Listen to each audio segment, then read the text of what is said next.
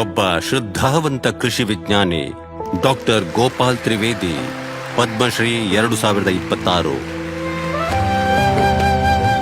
ಜ್ಞಾನದಿಂದ ವಿಜ್ಞಾನದತ್ತ ಈ ಪ್ರಯಾಣವು ಬಿಹಾರದ ಮಟ್ಲುಪುರ ಗ್ರಾಮದಲ್ಲಿ ಆರಂಭವಾಯಿತು. ಅಲ್ಲಿ ಅವರು 1930ರಲ್ಲಿ ಕೃಷಿ ಕುಟುಂಬದಲ್ಲಿ ಜನಿಸಿದರು. ಅವರು ಚಿಕ್ಕ ವಯಸ್ಸಿನಿಂದಲೂ ಪ್ರತಿಭಾವಂತ ವಿದ್ಯಾರ್ಥಿಯಾಗಿದ್ದರು.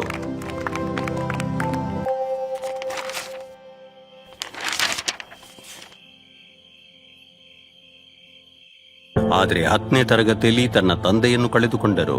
ಆವಾಗ ಆರ್ಥಿಕ ಒತ್ತಡಗಳು ಪುಸ್ತಕಗಳನ್ನು ಬದಿಗಿಟ್ಟು ನೇಗಿಲನ್ನು ಕೈಗೆತ್ತಿಕೊಳ್ಳುವಂತೆ ಒತ್ತಾಯಿಸಿದವು.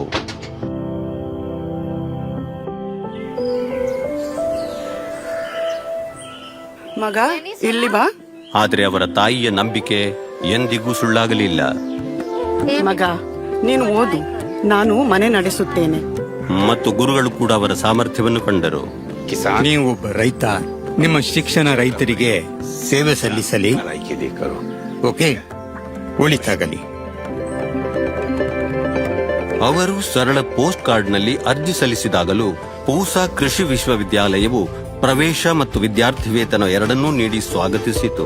ಅಲ್ಲಿ ಅವರು ಕೃಷಿ ವಿಸ್ತರಣೆಯ ಧ್ಯೇಯವನ್ನು PhD ವಿಷಯವನ್ನಾಗಿ ಆರಿಸಿ ಮುನ್ನಡೆದರು.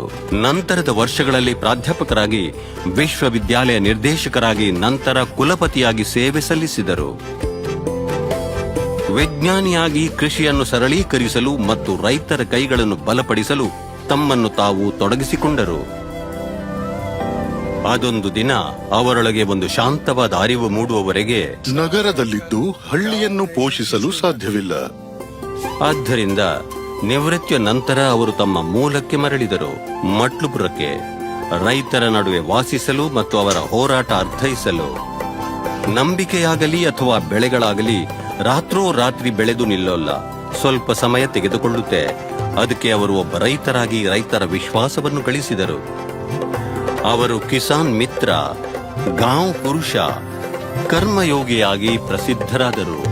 ಮೇಲಾವರಣ ನಿರ್ವಹಣೆಯ ಮೂಲಕ ಮುಜಫರ್ಪುರ್ನಲ್ಲಿ ಲೀಚಿ ಕೃಷಿಯನ್ನು ಪರಿವರ್ತಿಸಿದರು.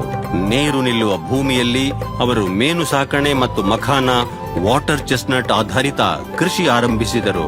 ಜೀವನೋಪಾಯವನ್ನು ಹೆಚ್ಚಿಸಿದರು.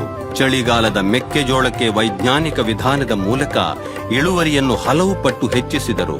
ಗೋಪಾಲ್ ಅವರ ಅವಿರತ ಪ್ರಯತ್ನದಿಂದ ಕೃಷಿಯು ವಿಜ್ಞಾನದ ಮಹತ್ವ ತಿಳಿಯಿತು. ರೈತರು ಸಮೃದ್ಧಿ ಮತ್ತು ಹೆಮ್ಮೆ ಎರಡನ್ನೂ ಕಂಡುಕೊಂಡರು. ಅವರ ತ್ರಿವೇದಿ ಪಾರಿಕ್ ಸ್ಕೇಲ್ ಇಂದು ಜಾಗತಿಕವಾಗಿ ಅಂಗೀಕರಿಸಲ್ಪಟ್ಟ ಕೃಷಿ ಪರಿವರ್ತನೆಯ ಮಾನದಂಡವಾಗಿ ನಿಂತಿದೆ. ಕೃಷಿ ಜಗತ್ತಿನಲ್ಲಿ ನಿಸ್ವಾರ್ಥ ಸೇವೆಯ ಜೀವಂತ ಮಾನದಂಡವಾದ ವ್ಯಕ್ತಿಯಂತೆ. ಹೂವಿನ ಪರಿಮಳ ಅದರ ಸಾಧನೆಯಲ್ಲ, ಯಾಕೆಂದರೆ ಅದರ ಪರಿಮಳ ಬೇರಿನೊಳಗೆ ಬೇರೂರಿರುತ್ತದೆ. ಡಾಕ್ಟರ್ ಗೋಪಾಲ್ ತ್ರಿವೇದಿ, ಪದ್ಮಶ್ರೀ 2026. ಕೋಟಿ ಕೋಟಿ ನಮಸ್ಕಾರ.